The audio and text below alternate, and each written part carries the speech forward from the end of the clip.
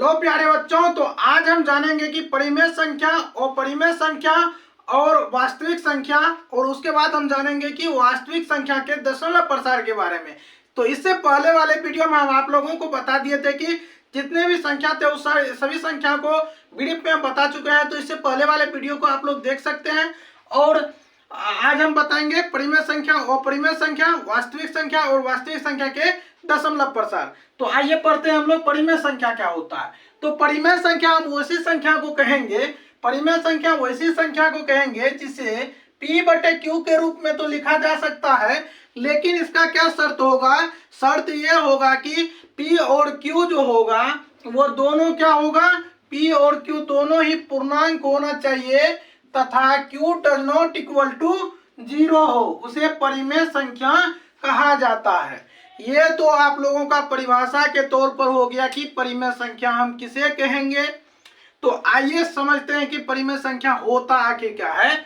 तो देखिए, ये जो कह दिया P/Q के रूप में लिखा जा सके, यानी इसको जो है मतलब P/Q के रूप में लिखा जा सके तथा P और Q जो होना चाहिए वो कैसा होना चाहिए? पूर्णांक होना चाहिए, यानी P बट्टे में नहीं होना चाहिए, दशमलव में नहीं होना चाहिए। इसका मतलब ये हुआ। और Q के बराबर जो है सो 0 नहीं होना चाहिए, यानी हर जो है वो 0 नहीं होगा। अब आप लोग कहिएगा कि इसका देखिए एग्जाम्पल हो जाएगा 2, 4, 4/3, 0.25, 22/7 भी परिमेय संख्या के अंतर्गत आएगा, क्योंकि ये P और Q के रूप में, P/Q के रूप में ये है, तो ये परिमेय संख्या के अंतर्गत आएगा। और ये संख्या भी परिमेय संख्या के अंतर्गत आएगा। तो आइए जानते हैं कि 2 कैसे परिमेय संख्या हुआ और 4/3 कैसे परिमेय संख्या हुआ। क्योंकि यहाँ पे लिखा हुआ P और Q दोनों पूर्णांक होना चाहिए। अब आप कहेंगे सर ये तो बट्टे में है, और आपने अभी कहा कि बट्टे वाली संख्या जो होगा वो परिमेय संख्या नहीं होगा, क्योंकि ये P और Q कह रहा है पूर्णांक होना चाहिए, यानी कि पूरा अंक होना चाहिए। तो चलिए देखते हैं। देखिए 4/3 जो है यानी कि P जो है सो ये ऊपर वाला हुआ और Q जो हुआ ये नीचे वाला हुआ। तो देखिए P जो है 4 है, तो 4 जो है 4 ये अपने आप में पूरा अंक है कि नहीं? बिल्कुल है। अब देखिए यहाँ पे 3 जो है वो पूरा अंक है कि नहीं है? ये भी पूरा अंक है, यानी ये पूर्णांक है। तो इसके कहने का मतलब क्या हुआ कि ऊपर भी पूर्णांक होना चाहिए और नीचे भी पूर्णांक होना चाहिए। उनको बट्टे से कोई प्रॉब्लम नहीं है, और ऊपर और नीचे दोनों पूर्णांक हो जाएगा तो ये परिमेय संख्या हो जाएगा। और देखिए यहाँ पे और सारे चीज क्या है, यहाँ पे एग्जाम्पल में 2 कैसे परिमेय संख्या हो गया, इसको भी जानेंगे। तो देखिए 2 के बट्टे में तो 1 हम लिख सकते हैं। कहिए जी सर। तो देखिए 2 जो है इसको हम P अगर मानेंगे, अगर इसको हम Q मानेंगे तो ये P/Q के रूप में आ गया कि नहीं आ गया? अगर ये P/Q के रूप में लिखा गया तो ये क्या होगा? परिमेय संख्या होगा। अब देखिए यहाँ पे Q की जगह पे 1 है, यहाँ पे 0 तो नहीं है। क्या कह रहा है? 0 नहीं होना चाहिए। तो देखिए तो Q की जगह पे क्या है? 1 है, यानी कि Q does not equal to 0 है, इसीलिए ये क्या हो जाएगा? परिमेय संख्या हो जाएगा। अब देखिए यहाँ पे 22/7। अब कुछ लोग कहेंगे कि 22/7 जो है वो अपरिमेय संख्या है, क्योंकि हम पाई का मान जो है सो लिखते हैं क्या? 22/7। और पाई क्या है? तो अपरिमेय संख्या है। क्या है? अपरिमेय संख्या है पाई हमारा अपरिमेय संख्या है।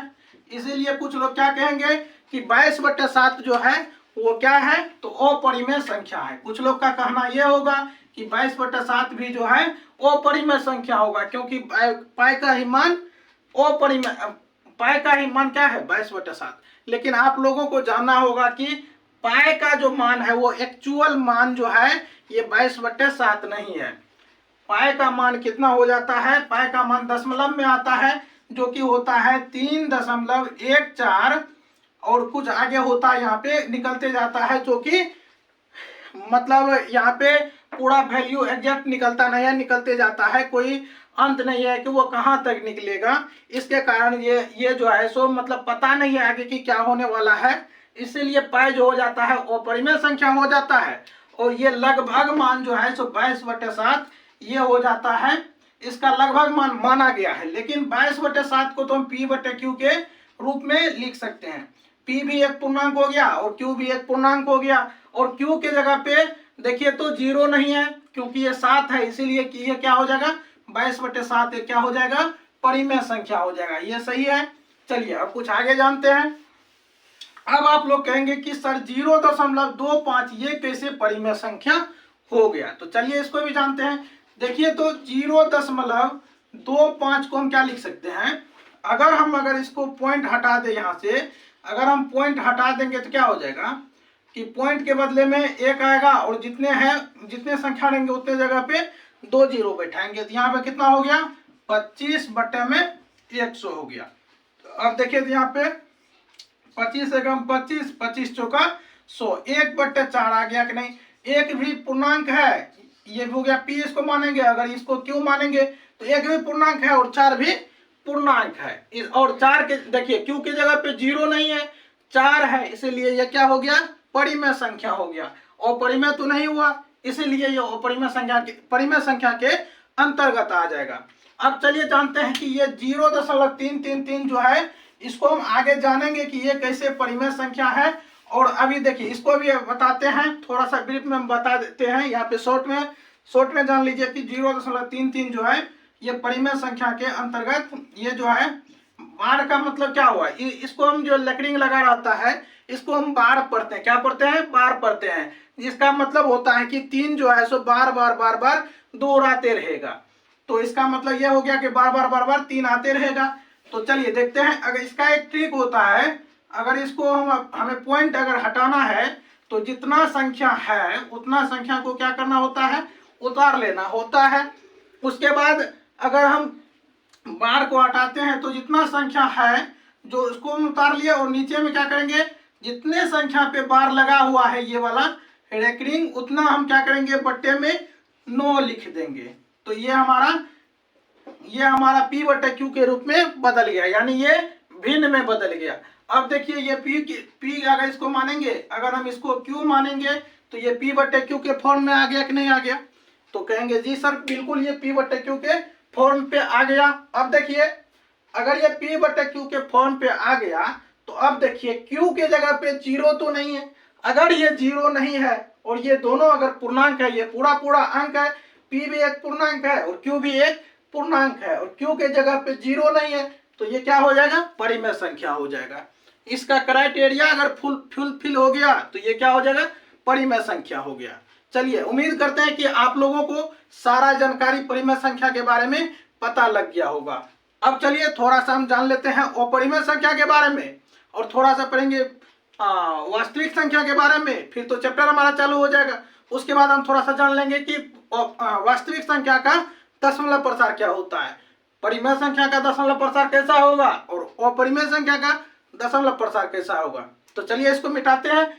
अगर आप लोग इसका स्क्रीनशॉट लेना चाहते हैं तो पहले इसका स्क्रीनशॉट लीजिए, या फिर आप लोगों को वीडियो पॉज करके लिखना है तो वीडियो पॉज कीजिए, उसके बाद आप लोग इसको नोट कीजिए।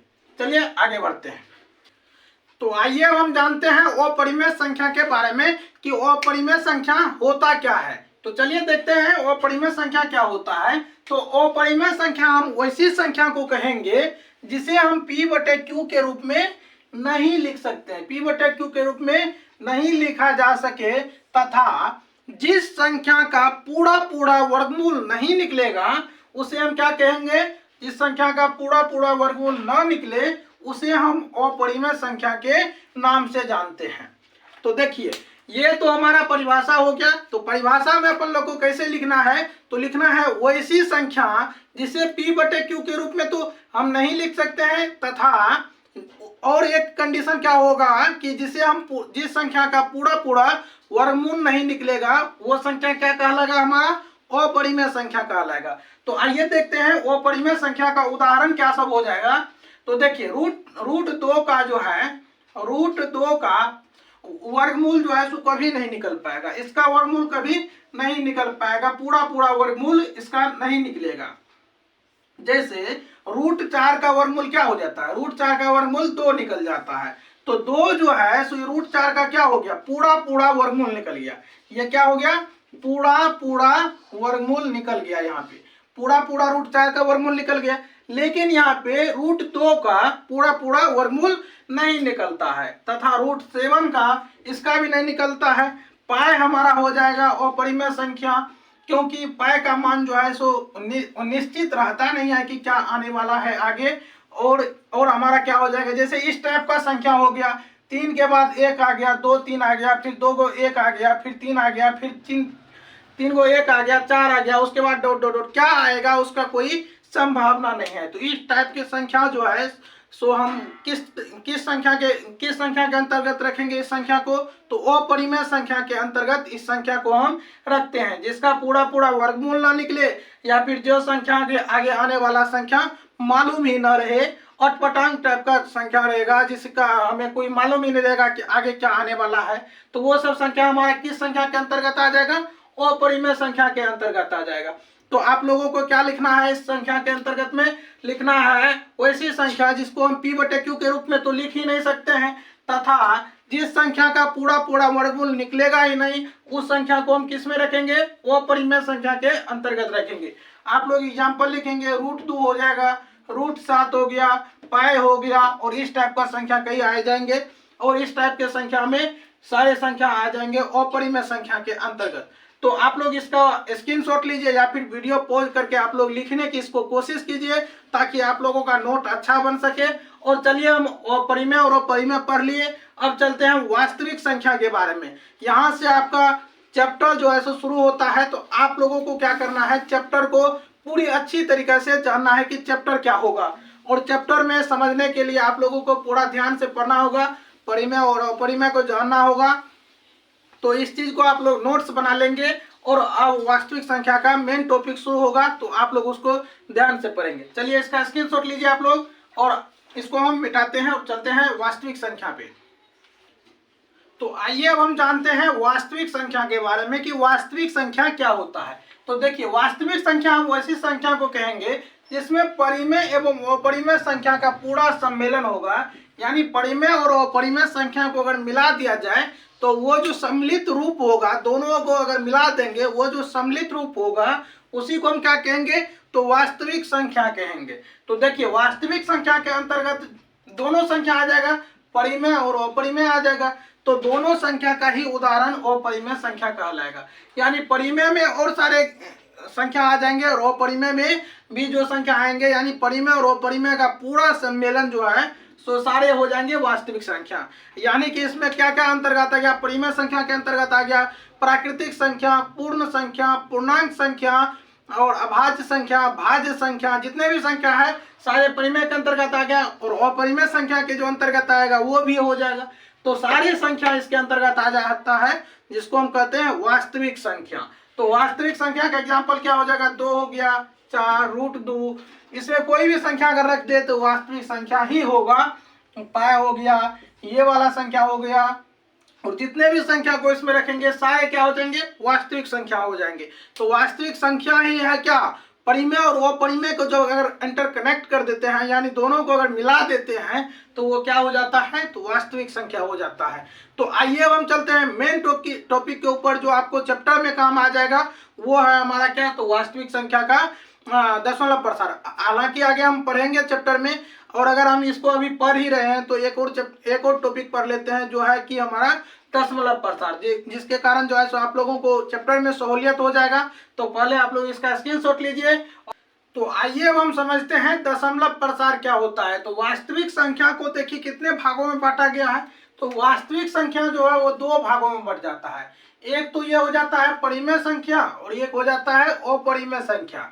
तो परिमेय संख्या के अंतर्गत जो होता है, परिमेय संख्या का जो दशमलव प्रसार होता है वो 2 तरीके का होता है। कैसा होता है, तो 2 तरीके का होता है। परिमेय संख्या का दशमलव प्रसार एक तो शांत होता है और एक क्या होता है, अशांत आवृत्ति होता है। यानी कि अशांत आवृत्ति कहने का मतलब क्या हुआ, यानी कि ये जो है अशांत होगा, यानी कि रुकेगा नहीं, आगे बढ़ते रहेगा। और इसमें क्या इसका मतलब खासियत होगा कि आवृत्ति मतलब दोहराते रहेगा। जैसे कोई संख्या दोहराते रहेगा, जैसे हो गया 0.333, ये जो है सो चलते रहेगा। तो इसी पर हम बार लिख देते हैं। तो इसका मतलब क्या हो गया कि ये संख्या हमेशा दोहराते रहेगा। तो ये इसी को हम आवृत्ति कहते हैं। क्या कहते हैं? तो आवृत्ति कहते हैं। तो परिमेय संख्या का जो है सो दशमलव प्रसार कैसा हो गया? एक तो शांत हो गया और एक क्या हो गया? अशांत आवृत्ति हो गया। और अपरिमेय संख्या का जो दशमलव प्रसार होता है वो कैसा होता है? तो अशांत अनावृत्ति होता है। यानी कि इसका कहने का मतलब क्या हुआ? ये तो शांत होगा नहीं, क्या होगा?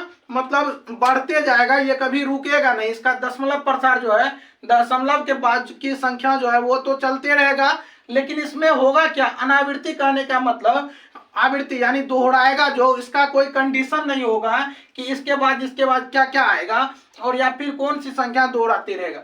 देखिए जैसे इस टाइप के संख्या में क्या हो गया? 1 4 आ गया, उसके बाद 2 को 1 आ गया, 3 आ गया, 3 को 1 आ गया, फिर 1 2 आ गया, कोई भी संख्या आ सकता है। तो इस टाइप के संख्या जो है सो अशांत अनावृत्ति में आते हैं, यानी कि कोई संख्या इसका दोहरा नहीं रहा। तो जो नहीं दोहराएगा वो क्या हो जाएगा? अशांत अनावृत्ति। रुकेगा भी नहीं और दोहराएगा भी नहीं, तो वो क्या हो जाएगा?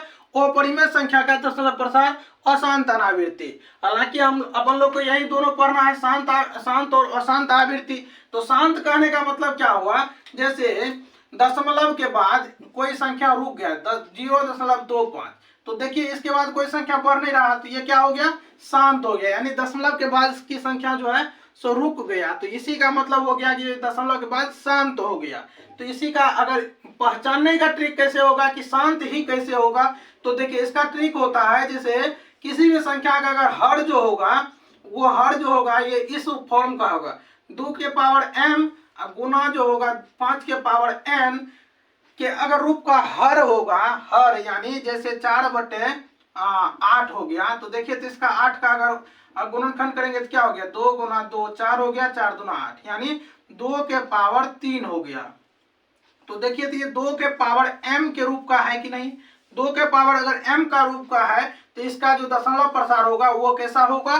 शांत होगा। तो इसी प्रकार से हम जान लेंगे कि 2 के पावर m, अगर या तो 2 के पावर m रहेगा तो ये भी शांत होगा, या फिर अगर 2 के पावर सिर्फ 5 के पावर सिर्फ n रहेगा तो वो भी शांत कहलाएगा, शांत दशमलव प्रसार। या फिर 2 के पावर m गुना 5 के पावर n के रूप करेगा, दोनों होगा, फिर भी ये क्या होगा? शांत होगा। अब देखिए अशांत के कुछ लक्षण क्या है? ये 2 के पावर m और या फिर 2 के पावर m रहेगा, गुना में कोई और संख्या आ जाएगा, 5 के अलावा कोई और संख्या अगर आ गया, 5 के अलावा देखिए यहाँ पे क्या आ गया? 3 के पावर कुछ आ गया, तो जैसे ही कोई अलग संख्या आएगा तो वो क्या हो जाएगा? अशांत आवृत्ति हो जाएगा। अब देखिए यहाँ पे या फिर 5 के पावर n में कोई और संख्या से गुना हो जाएगा, हर में हर का गुणनखंड जो होगा इस फॉर्म का हो जाएगा, या फिर 5 के पावर n या फिर उसके गुणनखंड में कोई और संख्या शामिल हो जाएगा तो वो भी अशांत आवृत्ति में कहलाएगा। या फिर 2 के पावर m भी रहेगा गुणनखंड में, और हर का गुणनखंड जो है 2 के पावर m और गुणनखंड में होगा 5 के पावर n, और कोई एक और संख्या या फिर 2 और संख्या जुड़ जाएगा तो उस संख्या का भी दशमलव प्रसार जो होगा वो कैसा होगा? तो अशांत आवृत्ति के रूप में हो जाएगा। तो इस चीज को उम्मीद करते हैं कि आप लोग समझ गए होंगे। हालांकि इस चैप्टर में हम काफी डिटेल में पढ़ेंगे, तो उसके लिए आप लोगों को इंतजार करना पड़ेगा। इस टॉपिक को अगर हम पढ़ रहे थे तो सोचे आप लोगों को थोड़ा बता दे, जिसके कारण आप लोगों को चैप्टर में थोड़ा सा जिज्ञासा जगेगा कि हमें यह भी पढ़ना है। तो आप लोगों को क्या करना है? तो इसका स्क्रीनशॉट ले लीजिए। अभी ये बेसिक चल रहा है, तो कल से आपका क्या होगा? तो फुल्ली टॉपिक चलेगा, यानी आप लोगों का चैप्टर शुरू हो जाएगा। तो उस चीज पे आप लोगों को फुल्ली फोकस करना है। तब तक आप लोग इसका स्क्रीनशॉट लीजिए। आज के लिए हम क्या करेंगे? इतना ही रखेंगे। तो चलिए, उम्मीद करते हैं कि आप लोग इसका स्क्रीनशॉट ले लिए होंगे।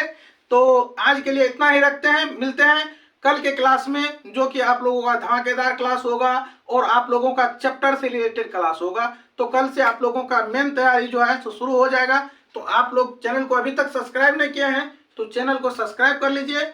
मिलते हैं नेक्स्ट वीडियो में नेक्स्ट टॉपिक के साथ, तब तक के लिए बाय।